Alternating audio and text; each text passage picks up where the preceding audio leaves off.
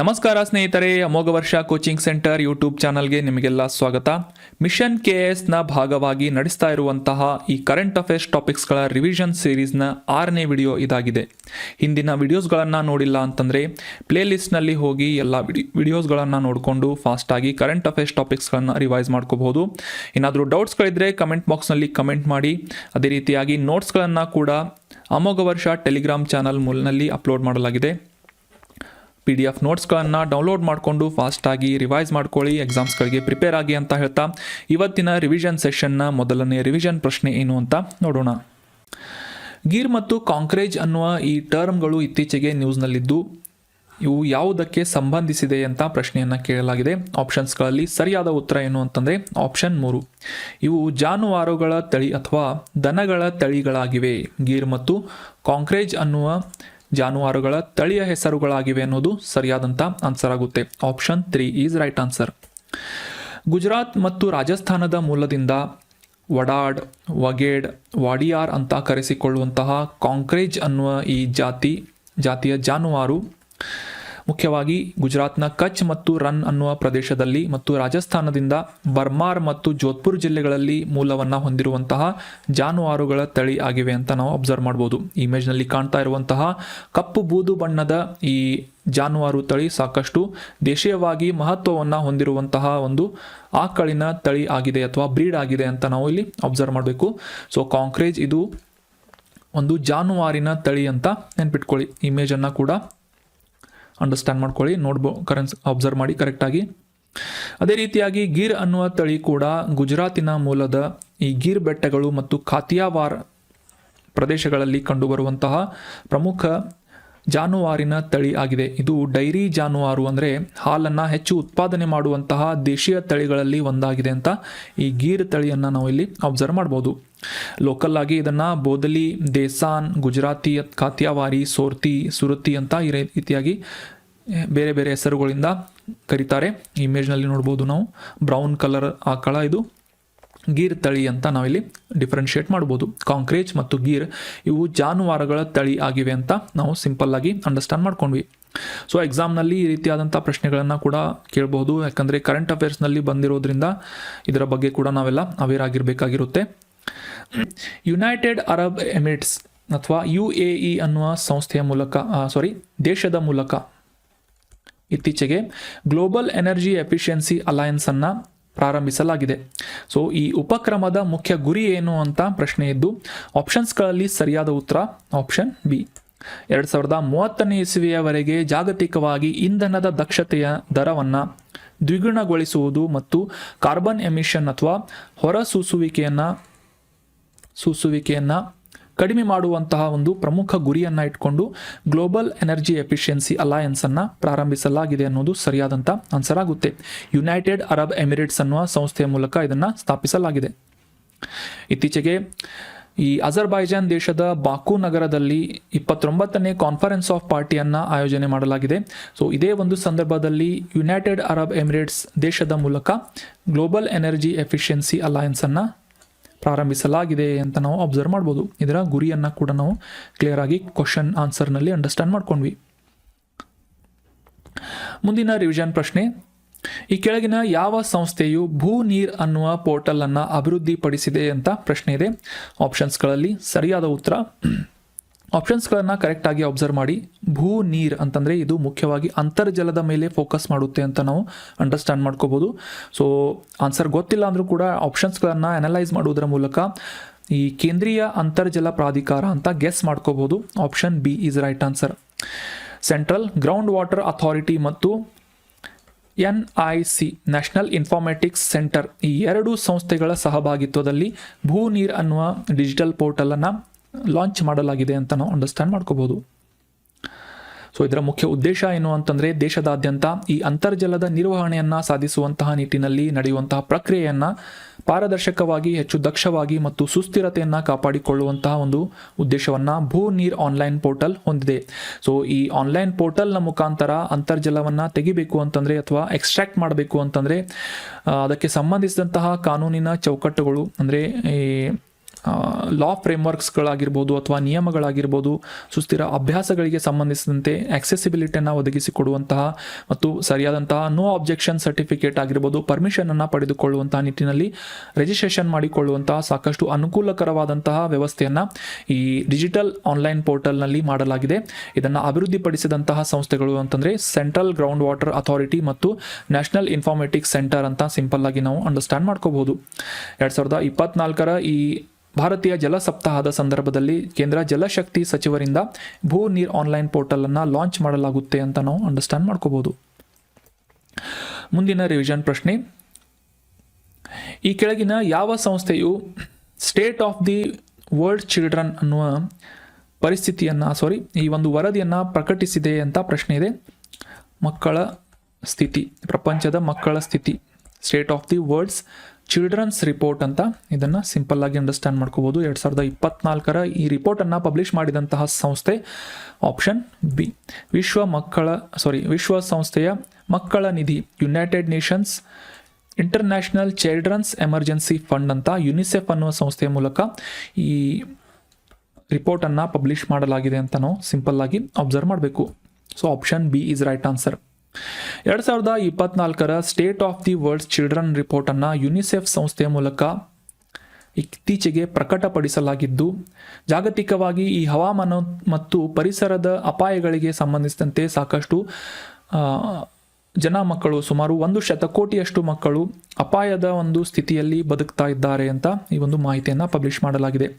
So ಹವಾಮಾನ ಬದಲಾವಣೆ ಆಗಿರ್ಬೋದು, ಅಥವಾ ಜಾಗತಿಕ ತಾಪಮಾನ ಹೆಚ್ಚಳ ಆಗಿರ್ಬೋದು, ಹೀಟ್ ವೇವ್ಸ್ ಆಗಿರ್ಬೋದು, ಅಥವಾ ಪ್ರವಾಹದ ಪರಿಸ್ಥಿತಿಗಳಾಗಿರ್ಬೋದು, ಈ ರೀತಿಯಾದಂತಹ ಸಾಕಷ್ಟು ಪ್ರಕೃತಿಯ ಕೆಲವೊಂದಿಷ್ಟು ವಿಪರೀತವಾದಂತಹ ಪರಿಣಾಮದ ಬೀರುವಂತಹ ಸ್ಥಳಗಳಲ್ಲಿ 1 ಬಿಲಿಯನ್ನಷ್ಟು ಮಕ್ಕಳು ಇಂತಹ ಅಪಾಯದ ಪರಿಸ್ಥಿತಿಗಳಿಗೆ ಎಕ್ಸ್ಪೋಸ್ ಆಗ್ತಾ ಇದ್ದಾರೆ ಅಂತ ಈ ಒಂದು ರಿಪೋರ್ಟ್ನಲ್ಲಿ ಪಬ್ಲಿಷ್ ಮಾಡಲಾಗಿದೆ.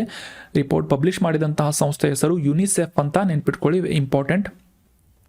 ಇತ್ತೀಚೆಗೆ ವಿಶ್ವ ಮಕ್ಕಳ ದಿನಾಚರಣೆಯನ್ನು ನವೆಂಬರ್ 20ನೇ ತಾರೀಕಿನಂದು ಆಚರಿಸಲಾಗುತ್ತೆ.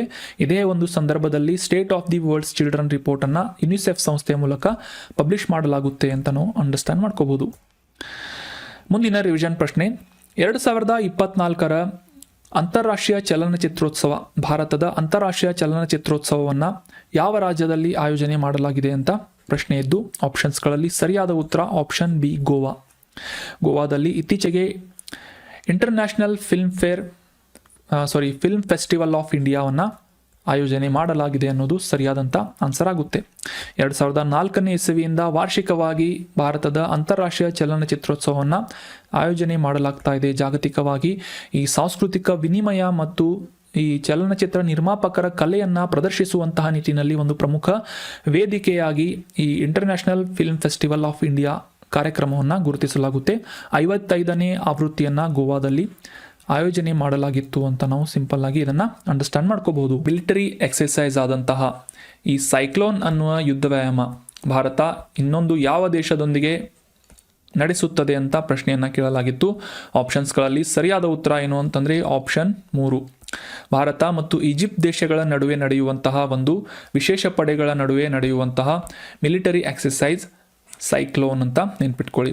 Cyclone is the military exercise which is conducted between India and Egypt ಅಂತ. ಈ ಫ್ಲ್ಯಾಗ್ನ ಹಿಂಟನ್ನು ಕೂಡ ನೀಡಿದ್ದೆ. ಇದು ಈಜಿಪ್ಟ್ ದೇಶದ ಫ್ಲ್ಯಾಗ್ ಅಂತ ನೆನ್ಪಿಟ್ಕೊಳ್ಳಿ. ರೆಡ್, ವೈಟ್ ಆ್ಯಂಡ್ ಬ್ಲ್ಯಾಕ್, ಮಧ್ಯದಲ್ಲಿ ಒಂದು ಪಕ್ಷಿಯ ಚಿತ್ರ ಇದೆ. ಭಾರತದಲ್ಲಿ ಇಂಟರ್ನ್ಯಾಷನಲ್ ಕೋಆಪರೇಟಿವ್ ಅಲಯನ್ಸ್ ಈ ಒಂದು ಸಂಸ್ಥೆಯ ಜನರಲ್ ಅಸೆಂಬ್ಲಿ ಜಾಗತಿಕ ಸಹಕಾರ ಸಮ್ಮೇಳನವನ್ನು ಆಯೋಜನೆ ಮಾಡ್ತಾ ಇರುವಂತಹ ಸಂಸ್ಥೆ ಯಾವುದು ಅಂತ ಪ್ರಶ್ನೆ ಇದೆ.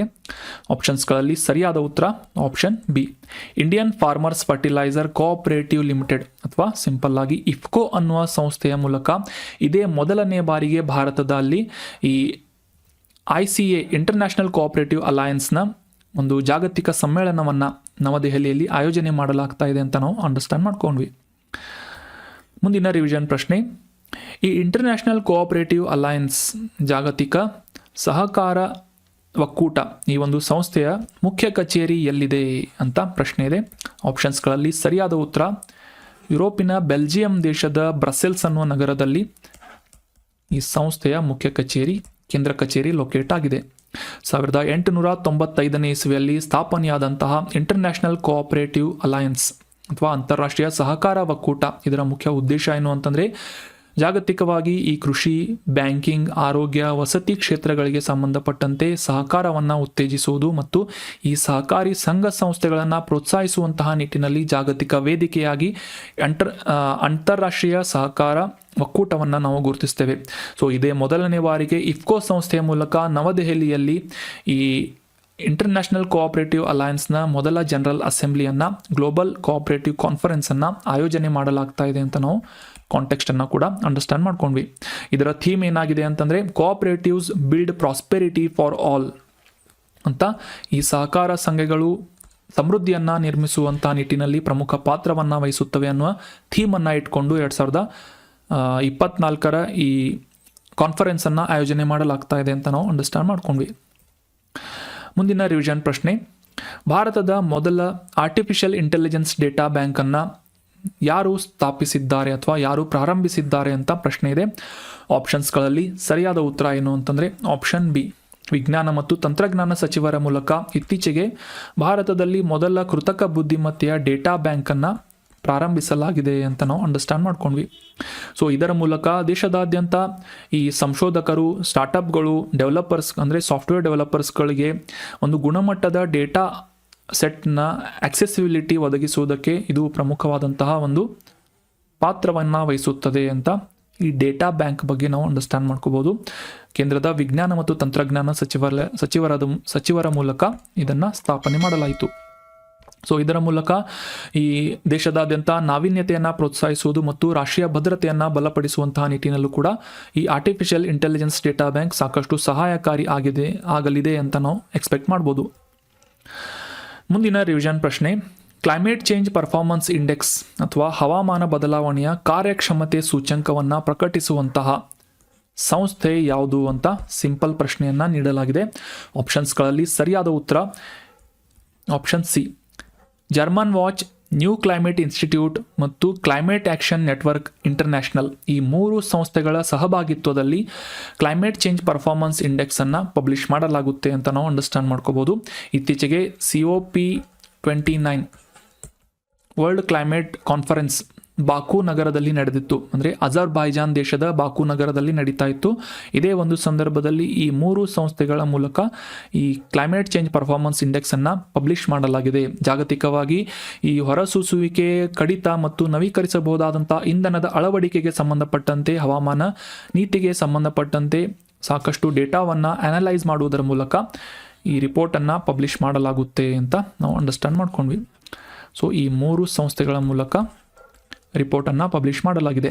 ಭಾರತದಲ್ಲಿ ಕೆಳಗಿನ ಯಾವ ವ್ಯಕ್ತಿಯ ಸ್ಮರಣಾರ್ಥವಾಗಿ ಪರಾಕ್ರಮ್ ದಿವಸನ್ನು ಆಚರಿಸಲಾಗುತ್ತೆ ಅಂತ ಆಪ್ಷನ್ಸ್ಗಳಲ್ಲಿ ಸರಿಯಾದ ಉತ್ತರ ಏನು ಅಂತಂದರೆ ಆಪ್ಷನ್ 3, ನೇತಾಜಿ ಸುಭಾಷ್ ಚಂದ್ರ ಬೋಸ್ ಅವರ ಜನ್ಮದಿನವನ್ನು ಅವರ ನೆನಪಿಗಾಗಿ ಪರಾಕ್ರಮ್ ದಿವಸ್ ಅಂತ ದೇಶದಾದ್ಯಂತ ಆಚರಿಸಲಾಗುತ್ತೆ. ಜನವರಿ 23ನೇ ತಾರೀಕು ನೇತಾಜಿ ಸುಭಾಷ್ ಚಂದ್ರ ಬೋಸ್ ಅವರ ಜನ್ಮದಿನ ಅಥವಾ ಜನ್ಮ ವಾರ್ಷಿಕೋತ್ಸವ ಅಂತ ನಾವೆಲ್ಲ ಸ್ಮರಿಸ್ತೇವೆ. ಸೊ ಇವರ ಒಂದು ಸ್ಫೂರ್ತಿಯನ್ನು ಯುವ ಜನರಲ್ಲಿ ತುಂಬುವುದರ ಮೂಲಕ ನಿರ್ಭಯತೆ, ದೇಶಭಕ್ತಿಯಂತಹ ವ್ಯಾಲ್ಯೂಗಳನ್ನು, ಮೌಲ್ಯಗಳನ್ನು ಹುಟ್ಟು ಹಾಕುವಂತಹ ಒಂದು ಉದ್ದೇಶದಿಂದ ಸರ್ಕಾರದಿಂದ ಈ ಪರಾಕ್ರಮ್ ದಿವಸ್ ಅಂತ ಜನವರಿ 23ನೇ ತಾರೀಕಿನಂದು ಆಚರಿಸಲಾಗುತ್ತೆ ದೇಶದಾದ್ಯಂತ ಅಂತ ನಾವು ಅಂಡರ್ಸ್ಟ್ಯಾಂಡ್ ಮಾಡ್ಕೋಬೇಕು. ಕಾಂಪ್ರೆಸ್ಡ್ ಬಯೋಗ್ಯಾಸ್ ಅಥವಾ ಸಂಕುಚಿತ ಜೈವಿಕ ಅನಿಲ ಇದರ ಸ್ಥಾವರದೊಂದಿಗೆ ಭಾರತದಲ್ಲಿ ಮೊದಲ ಆಧುನಿಕ ಸ್ವಾವಲಂಬಿ ಗೋಶಾಲೆಯನ್ನು ಇತ್ತೀಚೆಗೆ ಎಲ್ಲಿ ಉದ್ಘಾಟನೆ ಮಾಡಲಾಯಿತು ಅಂತ ಪ್ರಶ್ನೆ ಇದ್ದು ಆಪ್ಷನ್ಸ್ಗಳಲ್ಲಿ ಸರಿಯಾದ ಉತ್ತರ ಏನು ಅಂತಂದರೆ ಮಧ್ಯಪ್ರದೇಶದ ಗ್ವಾಲಿಯರ್ ನಗರದಲ್ಲಿ ಕಾಂಪ್ರೆಸ್ಡ್ ಬಯೋಗ್ಯಾಸ್ ಉತ್ಪಾದನೆ ಮಾಡುವಂತಹ ಸ್ಥಾವರದ ಒಂದು ಅನುಕೂಲಕ್ಕಾಗಿ ಗೋಶಾಲೆಯನ್ನು ಸ್ಥಾಪಿಸಲಾಗಿದೆ ಅನ್ನೋದು ಸರಿಯಾದಂಥ ಆನ್ಸರ್ ಆಗುತ್ತೆ. ಸೊ ಇತ್ತೀಚೆಗೆ ಭಾರತದಲ್ಲಿ ಕಾಂಪ್ರೆಸ್ಡ್ ನ್ಯಾಚುರಲ್ ಗ್ಯಾಸ್ ಅಥವಾ ಸಂಕುಚಿತ ನೈಸರ್ಗಿಕ ಅನಿಲದ ಆಮದನ್ನು ಕಡಿಮೆ ಮಾಡುವಂತಹ ಒಂದು ಉದ್ದೇಶದಿಂದ ಈ ಕಾಂಪ್ರೆಸ್ಡ್ ಬಯೋಗ್ಯಾಸನ್ನು ಉತ್ಪಾದನೆ ಮಾಡುವಂತಹ ಒಂದು ಗುರಿಯನ್ನು ಇಟ್ಕೊಂಡು ಸ್ವಾವಲಂಬಿ ಗೋಶಾಲೆಯನ್ನು ಪ್ರಾರಂಭಿಸಲಾಗಿದೆ. ಸೊ ಈ ಗೋಶಾಲೆಯಿಂದ ಪಡೆದಂತಹ ಪ್ರಾಣಿ ಮತ್ತು ಸಸ್ಯ ತ್ಯಾಜ್ಯಗಳನ್ನು ಪಡೆದುಕೊಂಡು ಮಧ್ಯಪ್ರದೇಶದ ಗ್ವಾಲಿಯರ್ನಲ್ಲಿ ಈ ಬಯೋಗ್ಯಾಸ್ ಅಥವಾ ಕಾಂಪ್ರೆಸ್ಡ್ ಬಯೋಗ್ಯಾಸನ್ನು ಉತ್ಪಾದನೆ ಮಾಡಲಾಗುವುದು. ಇದರಿಂದ ದೇಶದಾದ್ಯಂತ ಇಂಧನ ಭದ್ರತೆ, ಗ್ರಾಮೀಣ ಪ್ರದೇಶದಲ್ಲಿ ಆರ್ಥಿಕ ಬೆಳವಣಿಗೆ, ರೈತರ ಒಂದು ಆದಾಯವನ್ನು ಹೆಚ್ಚಿಸುವುದು ಮತ್ತು ಕಡಿಮೆ ಹೊರಸೂಸುವಿಕೆ, ಈ ರೀತಿಯಾದಂಥ ಸಾಕಷ್ಟು ಅನುಕೂಲಗಳು ಆಗಲಿವೆ ಅಂತ ನಾವು ಇದರ ಬಗ್ಗೆ ಸಿಂಪಲ್ ಆಗಿ ಅಂಡರ್ಸ್ಟ್ಯಾಂಡ್ ಮಾಡ್ಕೋಬಹುದು. Compressed biogas. ಮುಂದಿನ ರಿವಿಷನ್ ಪ್ರಶ್ನೆ, ವೀರ್ಗಾಥಾ ಅನ್ನುವ ಯೋಜನೆಯ ಮುಖ್ಯ ಉದ್ದೇಶ ಏನು ಅಂತ ಪ್ರಶ್ನೆ ಇದೆ. ಆಪ್ಷನ್ಸ್ಗಳಲ್ಲಿ ಸರಿಯಾದ ಉತ್ತರ ಆಪ್ಷನ್ ಬಿ. ವಿದ್ಯಾರ್ಥಿಗಳೊಂದಿಗೆ ಶೌರ್ಯ ಪ್ರಶಸ್ತಿಯನ್ನು ಪಡೆದಂತಹ ವೀರ ಯೋಧರ ಸ್ಫೂರ್ತಿದಾಯಕ ಕಥೆಗಳನ್ನು ಹಂಚಿಕೊಳ್ಳುವಂತಹ ಉದ್ದೇಶವನ್ನು ಪ್ರಾಜೆಕ್ಟ್ ವೀರ್ಗಾಥಾ ಹೊಂದಿದೆ. 2024ನೇ ಇಸವಿಯಲ್ಲಿ ಇದರ 4ನೇ ಆವೃತ್ತಿಯನ್ನು ಲಾಂಚ್ ಮಾಡಲಾಗಿದೆ ಅಂತ ನಾವು ಅಂಡರ್ಸ್ಟ್ಯಾಂಡ್ ಮಾಡ್ಕೊಂಡ್ವಿ. 2021ನೇ ಇಸವಿಯಲ್ಲಿ ಕೇಂದ್ರ ರಕ್ಷಣಾ ಸಚಿವಾಲಯದ ಮೂಲಕ ಮತ್ತು ಶಿಕ್ಷಣ ಸಚಿವಾಲಯದ ಮೂಲಕ ಇದನ್ನು ಸ್ಥಾಪಿಸಲಾಗಿತ್ತು, ವೀರ್ಗಾಥಾ ಯೋಜನೆ. ಮುಂದಿನ ರಿವಿಷನ್ ಪ್ರಶ್ನೆ, ಈ ಕೆಳಗಿನವುಗಳಲ್ಲಿ ಯಾವುದು ಶೌರ್ಯ ಪ್ರಶಸ್ತಿ ಅಲ್ಲ? Which of the below is not a gallantry award ಅಂತ ಪ್ರಶ್ನೆ ಇದ್ದು, ಆಪ್ಷನ್ಸ್ಗಳಲ್ಲಿ ಪರಮವೀರ ಚಕ್ರ, ಮಹಾವೀರ ಚಕ್ರ, ವೀರಚಕ್ರ ಅಥವಾ ಭಾರತ ರತ್ನ ಅಂತ ಇದೆ. So obviously option D is the right answer. ಯಾಕಂದರೆ ಈ ಭಾರತ ರತ್ನ ಏನಿದೆ, ಭಾರತದ ಅತ್ಯುನ್ನತ ನಾಗರಿಕ ಗೌರವ ಅಥವಾ ಅತ್ಯುನ್ನತ ನಾಗರಿಕ ಪ್ರಶಸ್ತಿ ಅಂತ ನಮಗೆಲ್ಲ ಗೊತ್ತು. ಉಳಿದಂತೆ ಪರಮವೀರ ಚಕ್ರ, ಮಹಾವೀರ ಚಕ್ರ, ವೀರಚಕ್ರ ಇವೆಲ್ಲ ಶೌರ್ಯ ಪ್ರಶಸ್ತಿಗಳಾಗಿವೆ. These are all the gallantry awards ಅಂತ ನಾವು ಅಂಡರ್ಸ್ಟ್ಯಾಂಡ್ ಮಾಡ್ಕೋಬೇಕು. ಮುಂದಿನ ರಿವಿಷನ್ ಪ್ರಶ್ನೆ, ಭಾರತದಲ್ಲಿ ಮೊದಲ ಬಾರಿಗೆ ಸ್ಥಳೀಯವಾಗಿ ಅಭಿವೃದ್ಧಿಪಡಿಸಲಾದಂತಹ ಪ್ರತಿಜೀವಕ ಅಥವಾ ಆಂಟಿಬಯೋಟಿಕ್ನ ಹೆಸರೇನು ಅಂತ ಪ್ರಶ್ನೆ ಇದೆ. ಆಪ್ಷನ್ಸ್ಗಳಲ್ಲಿ ಸರಿಯಾದ ಉತ್ತರ ಆಪ್ಷನ್ ಬಿ. ನ್ಯಾಫಿಥ್ರೊಮೈಸಿನ್ ಅನ್ನುವ ಹೆಸರಿನಿಂದ ಕಳೆದ 14 ವರ್ಷಗಳಿಂದ ಸಂಶೋಧನೆ ಮಾಡುವುದರ ಮೂಲಕ ಇತ್ತೀಚೆಗೆ ಒಂದು ಆಂಟಿಬಯೋಟಿಕ್ ಅನ್ನು ಅಭಿವೃದ್ಧಿಪಡಿಸಲಾಗಿದೆ, ಬಿರಾಕ್ ಅನ್ನುವ ಸಂಸ್ಥೆಯ ಮೂಲಕ. Option B is right answer, nafithromycin. ಮುಂದಿನ ರಿವಿಷನ್ ಪ್ರಶ್ನೆ, ಈ ನ್ಯಾಫಿಥ್ರೊಮೈಸಿನ್ ಅನ್ನು ಇತ್ತೀಚೆಗೆ ಕಂಡುಹಿಡಿಯಲಾಯಿತು ಅಂತ ಅಂಡರ್ಸ್ಟ್ಯಾಂಡ್ ಮಾಡ್ಕೊಂಡ್ವಿ. ಭಾರತದಲ್ಲಿ ಅಭಿವೃದ್ಧಿಪಡಿಸಲಾದಂತಹ ಒಂದು ಆಂಟಿಬಯೋಟಿಕ್ ಇದು. ನ್ಯಾಫಿಥ್ರೊಮೈಸಿನ್ನ ಇದು ಯಾವ ಕಾಯಿಲೆಯನ್ನು ಚಿಕಿತ್ಸೆ ನೀಡಲು ಬಳಸಲಾಗುತ್ತೆ ಇದನ್ನು ಅಂತ ಪ್ರಶ್ನೆ ಇದೆ. ಆಪ್ಷನ್ಸ್ಗಳಲ್ಲಿ ಸರಿಯಾದ ಉತ್ತರ option B. Community acquired bacterial pneumonia ಅಥವಾ ಸಮುದಾಯ ಸ್ವಾಧೀನಪಡಿಸಿಕೊಂಡಿರುವಂತಹ ಬ್ಯಾಕ್ಟೀರಿಯಾದಿಂದ ಹರಡುವಂತಹ ನ್ಯೂಮೋನಿಯಾವನ್ನು ಚಿಕಿತ್ಸೆ ನೀಡುವುದಕ್ಕೆ ಅಥವಾ ಟ್ರೀಟ್ ಮಾಡುವುದಕ್ಕೆ ನ್ಯಾಫಿಥ್ರೊಮೈಸಿನನ್ನು ಬಳಸಲಾಗ್ತಾ ಇದೆ. ಇದೇ ಮೊದಲ ಬಾರಿಗೆ ಭಾರತದಲ್ಲಿ ಅಭಿವೃದ್ಧಿಪಡಿಸಲಾದಂತಹ ಒಂದು ಸ್ವದೇಶಿ ಪ್ರತಿಜೀವಕ ಅಥವಾ ಇಂಡಿಜಿನಿಯಸ್ ಆಂಟಿಬಯೋಟಿಕ್ ಅಂತ ನಾವು ಇಲ್ಲಿ ಅಂಡರ್ಸ್ಟ್ಯಾಂಡ್ ಮಾಡ್ಕೋಬೇಕು. ಸ್ಪೆಲ್ಲಿಂಗನ್ನು ಕೂಡ ನೋಟ್ ಇಟ್ಕೊಳ್ಳಿ, ನ್ಯಾಫಿಥ್ರೊಮೈಸಿನ್ ಅಂತ. ಮಾರ್ಕೆಟ್ನಲ್ಲಿ ಇದನ್ನು ಮಿಕ್ನಾಫ್ ಅನ್ನೋ ಹೆಸರಿನಿಂದ ಮಾರಾಟ ಮಾಡುವಂತಹ ಗುರಿಯನ್ನು ಬಿರಾಕ್ ಸಂಸ್ಥೆಯಿಂದ ಇಟ್ಟುಕೊಳ್ಳಲಾಗಿದೆ. ಬಯೋಟೆಕ್ನಾಲಜಿಕಲ್ ಇಂಡಸ್ಟ್ರಿ ರಿಸರ್ಚ್ ಅಸಿಸ್ಟೆನ್ಸ್ ಕೌನ್ಸಿಲ್ ಅಂತ ಬಿರಾಕ್ ಸಂಸ್ಥೆ ಹೆಸರು. ಈ ಸಂಸ್ಥೆಯ ಮೂಲಕ ಈ ನ್ಯೂಮೋನಿಯಾವನ್ನು ಟ್ರೀಟ್ ಮಾಡುವುದಕ್ಕೆ, ಬ್ಯಾಕ್ಟೀರಿಯಾದಿಂದ ಹರಡುವಂತಹ ನ್ಯೂಮೋನಿಯಾವನ್ನು ಟ್ರೀಟ್ ಮಾಡುವುದಕ್ಕೆ ನ್ಯಾಫಿಥ್ರೊಮೈಸಿನನ್ನು ಅಭಿವೃದ್ಧಿಪಡಿಸಲಾಗಿದೆ ಅಂತ ನಾವು ಅಬ್ಸರ್ವ್ ಮಾಡ್ಬೋದು. ಈ ಅರಾವಳಿ ಪರ್ವತ ಶ್ರೇಣಿಯನ್ನು ಯಾವ ರಾಜ್ಯ ಹೊಂದಿಲ್ಲ ಅಂತ ಪ್ರಶ್ನೆಯನ್ನು ಕೇಳಲಾಗಿದೆ. Aravalli mountain range has not been spread across which of the below state ಅಂತ ಪ್ರಶ್ನೆ ಇದ್ದು, ಆಪ್ಷನ್ಸ್ಗಳಲ್ಲಿ ಸರಿಯಾದ ಉತ್ತರ option 4. Madhya Pradesh does not have the Aravalli ಪರ್ವತ ಶ್ರೇಣಿ ಅನ್ನೋದು ಸಿಂಪಲ್ ಆದಂಥ ಆನ್ಸರ್ ಆಗುತ್ತೆ. ಆದರೆ ಸಾತ್ಪುರ ಆಗಿರ್ಬೋದು ಅಥವಾ ವಿಂಧ್ಯ ಪರ್ವತ ಶ್ರೇಣಿ ಮಾತ್ರ ಮಧ್ಯಪ್ರದೇಶದಲ್ಲಿ ವ್ಯಾಪಿಸಿದೆ ಅಂತ ನಾವೆಲ್ಲ ಜಾಗ್ರಫಿಯಲ್ಲಿ ಓದಿರ್ತೇವೆ. So option 4 is right answer. ಈ ಮ್ಯಾಪ್ನಲ್ಲಿ ಕರೆಕ್ಟಾಗಿ ಅಬ್ಸರ್ವ್ ಮಾಡೋದಾದರೆ ಭಾರತದ ವಾಯುವ್ಯ ಭಾಗದಲ್ಲಿ ದೆಹಲಿ, ಹರಿಯಾಣ, ರಾಜಸ್ಥಾನ್ ಮತ್ತು ಗುಜರಾತ್ವರೆಗೆ ಸುಮಾರು 670 ಕಿಲೋಮೀಟರ್ಗಳಷ್ಟು ಉದ್ದವನ್ನು ಹೊಂದಿರುವಂತಹ ಮೌಂಟನ್ ರೇಂಜ್ ಅಥವಾ ಪರ್ವತ ಶ್ರೇಣಿ ಯಾವುದು ಅಂತಂದರೆ ಅರಾವಳಿ ಪರ್ವತ ಶ್ರೇಣಿ ಅಂತ ನಾವು ನೆನಪಿಟ್ಕೋಬೇಕು. ಅರಾವಳಿ ಮೌಂಟನ್ ರೇಂಜ್ ಭಾರತದ ವಾಯುವ್ಯ ಭಾಗದಲ್ಲಿ ಸುಮಾರು 670 ಕಿಲೋಮೀಟರ್ಗಳಷ್ಟು ವ್ಯಾಪಿಸಿರುವಂತಹ 4 ರಾಜ್ಯಗಳಲ್ಲಿ ವ್ಯಾಪಿಸಿರುವಂತಹ ಶ್ರೇಣಿ ಅರಾವಳಿ ಪರ್ವತ ಶ್ರೇಣಿ ಅಂತ ನಾವು ಅಬ್ಸರ್ವ್ ಮಾಡಬೇಕು. ಅಟಲ್ ಇನ್ನೋವೇಷನ್ ಮಿಷನ್ ಅನ್ನು ಯಾವ ಸಂಸ್ಥೆಯ ಮೂಲಕ ಪ್ರಾರಂಭಿಸಲಾಯಿತು ಅಂತ ಪ್ರಶ್ನೆ ಇದ್ದು ಆಪ್ಷನ್ಸ್ಗಳಲ್ಲಿ ಸರಿಯಾದ ಉತ್ತರ ಆಪ್ಷನ್ ಬಿ, ನೀತಿ ಆಯೋಗ ಅನ್ನೋದು ಸರಿಯಾದಂಥ ಆನ್ಸರ್ ಆಗುತ್ತೆ. Option B.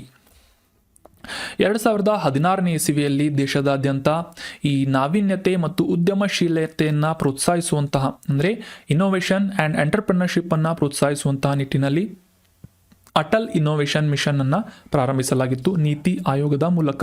ಸೊ ಈ ಒಂದು ಇನಿಷಿಯೇಟಿವ್ ಅನ್ನು ಸುಮಾರು 2,750 ಕೋಟಿ ರೂಪಾಯಿಗಳ ಫಂಡಿಂಗ್ಸನ್ನು ಒದಗಿಸುವುದರೊಂದಿಗೆ ಮಾರ್ಚ್ 2028ನೇ ಇಸವಿಯವರೆಗೆ ಕಂಟಿನ್ಯೂ ಮಾಡುವಂತಹ ಒಂದು ವಿಷಯಕ್ಕೆ ಕೇಂದ್ರ ಕ್ಯಾಬಿನೆಟ್ನಿಂದ ಅಪ್ರೂವಲನ್ನು ನೀಡಲಾಗಿದೆ ಅಂತ ನ್ಯೂಸನ್ನು ನಾವು ಅಂಡರ್ಸ್ಟ್ಯಾಂಡ್ ಮಾಡ್ಕೊಂಡ್ವಿ.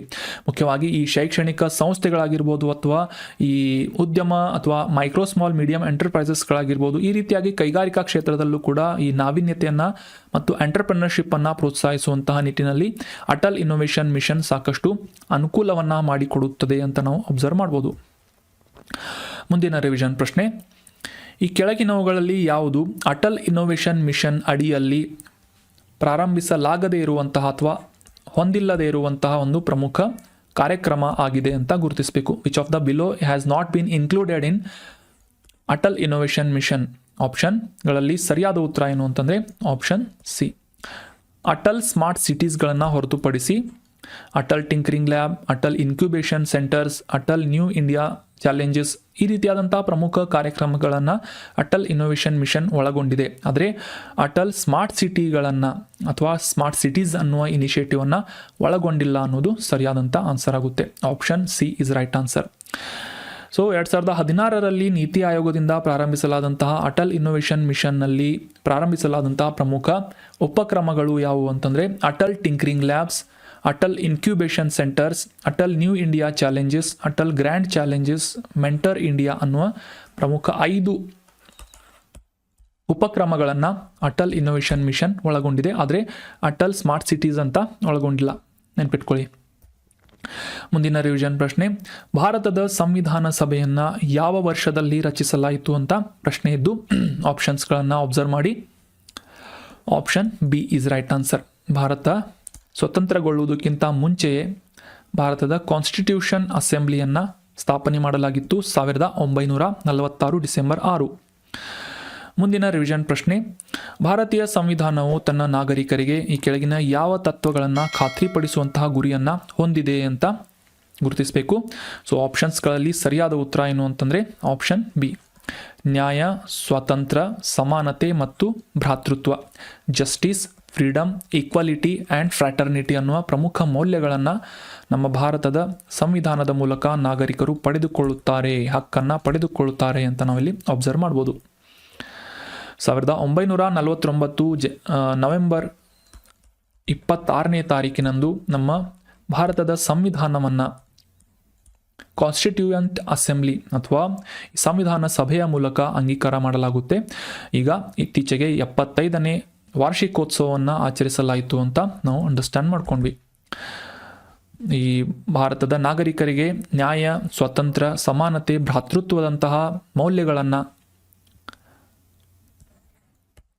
ಉತ್ತೇಜಿಸುವಂತಹ ನಿಟ್ಟಿನಲ್ಲಿ ಈ ಭಾರತದ ಸಂವಿಧಾನವನ್ನು ಅಂಗೀಕರಿಸಲಾಗುತ್ತೆ ಮತ್ತು 2015ನೇ ವರ್ಷದಿಂದ ನವೆಂಬರ್ 26ನೇ ತಾರೀಕನ್ನು ಪ್ರತಿ ವರ್ಷ ಸಂವಿಧಾನ ದಿನ ಅಂತ ಆಚರಣೆ ಮಾಡಲಾಗುತ್ತದೆ. ಮುಂದಿನ ರಿವಿಷನ್ ಪ್ರಶ್ನೆ, KFDಗೆ ಕಾರಣವಾಗುವಂತಹ ಏಜೆಂಟ್ ಯಾವುದು ಅಂತ ಪ್ರಶ್ನೆ ಇದೆ. KFD ಅಂದರೆ ಕ್ಯಾಸ್ನೂರು ಫಾರೆಸ್ಟ್ ಡಿಸೀಸ್, ಕ್ಯಾಸ್ನೂರು ಅರಣ್ಯ ಕಾಯಿಲೆ ಅಂತ ನಾವು ಅಬ್ಸರ್ವ್ ಮಾಡ್ಬೋದು. ಸೊ ಈ ಒಂದು ಕಾಯಿಲೆಗೆ ಕಾರಣವಾಗುವಂತಹ ಪ್ರಮುಖ ಸೂಕ್ಷ್ಮ ಜೀವಿ ಯಾವುದು ಅಂತ ಪ್ರಶ್ನೆ ಇದೆ. ಆಪ್ಷನ್ಸ್ಗಳಲ್ಲಿ ಸರಿಯಾದ ಉತ್ತರ ಏನು ಅಂತಂದರೆ ಆಪ್ಷನ್ ಸಿ, ವೈರಸ್ ಅನ್ನೋದು ಕರೆಕ್ಟ್ ಆದಂಥ ಆನ್ಸರ್ ಆಗುತ್ತೆ. ಮುಂದಿನ ರಿವಿಷನ್ ಪ್ರಶ್ನೆ, ಕ್ಯಾಸ್ನೂರು ಫಾರೆಸ್ಟ್ ಡಿಸೀಸ್ ಈ ವೈರಸ್ ಹರಡುವಲ್ಲಿ ಪ್ರಮುಖ ಪಾತ್ರವನ್ನು ವಹಿಸುವಂತಹ ಪ್ರಾಣಿಗಳು ಯಾವುವು ಅಂತ ಪ್ರಶ್ನೆ ಇದೆ. ಆಪ್ಷನ್ಸ್ಗಳಲ್ಲಿ ಸರಿಯಾದ ಉತ್ತರ ಆಪ್ಷನ್ ಬಿ, ದಂಶಕಗಳು, ಮಂಗಗಳು, ಪಕ್ಷಿಗಳು ಈ ರೀತಿಯಾಗಿ ಪ್ರಮುಖ ಮಾಧ್ಯಮಗಳಾಗಿ ಈ ಕ್ಯಾಸ್ನೂರು ಫಾರೆಸ್ಟ್ ಡಿಸೀಸನ್ನು ಸ್ಪ್ರೆಡ್ ಮಾಡುತ್ತವೆ ಅಥವಾ ಈ ವೈರಸ್ಸನ್ನು ಸ್ಪ್ರೆಡ್ ಮಾಡುತ್ತವೆ ಅಂತ ನಾವು ಅಬ್ಸರ್ವ್ ಮಾಡ್ಬೋದು. 1957ನೇ ಇಸವಿಯಲ್ಲಿ ಶಿವಮೊಗ್ಗ ಜಿಲ್ಲೆಯ ಕ್ಯಾಸ್ನೂರು ಅರಣ್ಯ ಪ್ರದೇಶದಲ್ಲಿ ಮೊದಲ ಬಾರಿಗೆ ಈ ಕ್ಯಾಸ್ನೂರು ಫಾರೆಸ್ಟ್ ಡಿಸೀಸ್ ಅಥವಾ ಮಂಕಿ ಫೀವರನ್ನು ಪತ್ತೆ ಹಚ್ಚಲಾಗುತ್ತೆ. ಅಥವಾ ಮೊದಲನೇ ಕೇಸನ್ನು ಪತ್ತೆ ಹಚ್ಚಲಾಗುತ್ತೆ. ಇದು ಮುಖ್ಯವಾಗಿ ಒಂದು ವೈರಸ್ ಡಿಸೀಸ್ ಆಗಿದ್ದು ಈ ಟೀಕ್ ಹಿಮೋಫಿಸಾಲಿಸ್ ಸ್ಪಿನೆಗಿರಾ ಅನ್ನುವ ಈ ಒಂದು ಉಣ್ಣೆ ದಂಶಕಗಳು ಅಂದರೆ ಈ ರಾಡೆಂಟ್ಸ್ ಅಂತ ಕರಿತೇವೆ, ಇಲ್ಲಿ ಅಥವಾ ಮೂಷಿಕದಂತಹ ಪ್ರಾಣಿಗಳು, ಮಂಗಗಳು, ಪಕ್ಷಿಗಳು ಈ ರೀತಿಯಾಗಿ ಪ್ರಮುಖ ಪ್ರಾಣಿ ಮತ್ತು ಪಕ್ಷಿಗಳ ಮೂಲಕ ಹರಡುವಂತಹ ರೋಗ ಕ್ಯಾಸ್ನೂರು ಫಾರೆಸ್ಟ್ ಡಿಸೀಸ್ ಅಂತ ನಾವು ಅಬ್ಸರ್ವ್ ಮಾಡಬೇಕು. ಆದರೆ ಮನುಷ್ಯನಿಗೆ ಹರಡುವಂತಹ ಕೇಸಸ್ಗಳನ್ನು ಪತ್ತೆ ಹಚ್ಚಲಾಗಿಲ್ಲ ಅನ್ನೋದು ಇಂಪಾರ್ಟೆಂಟ್ ಆದಂಥ ಮಾಹಿತಿಯಾಗುತ್ತೆ. Kyasanur forest disease. So that was all about today's discussion friends. ಡಿಸ್ಕಷನ್ನಲ್ಲಿ ಭಾಗಿಯಾದಂತಹ ಎಲ್ಲ ಸ್ಟೂಡೆಂಟ್ಸ್ಗಳಿಗೂ ಕೂಡ ಥ್ಯಾಂಕ್ ಯು ಸೋ ಮಚ್. ಕಾಂಟೆಂಟನ್ನು ನಿಮ್ಮ ಎಲ್ಲ ಫ್ರೆಂಡ್ಸ್ಗಳ ಜೊತೆ ಶೇರ್ ಮಾಡಿ. ಚಾನಲನ್ನು ಸಬ್ಸ್ಕ್ರೈಬ್ ಮಾಡಿಲ್ಲ ಅಂದರೆ ಸಬ್ಸ್ಕ್ರೈಬ್ ಮಾಡಿ. ಏನಾದರೂ ಡೌಟ್ಸ್ಗಳಿದ್ದರೆ ಕಮೆಂಟ್ ಮಾಡಿ. ಎಲ್ಲರಿಗೂ ಎಕ್ಸಾಮ್ಸ್ಗಳಿಗೆ ಆಲ್ ದ ಬೆಸ್ಟ್ ಅಂತ ಹೇಳ್ತಾ thank you so much and have a nice day.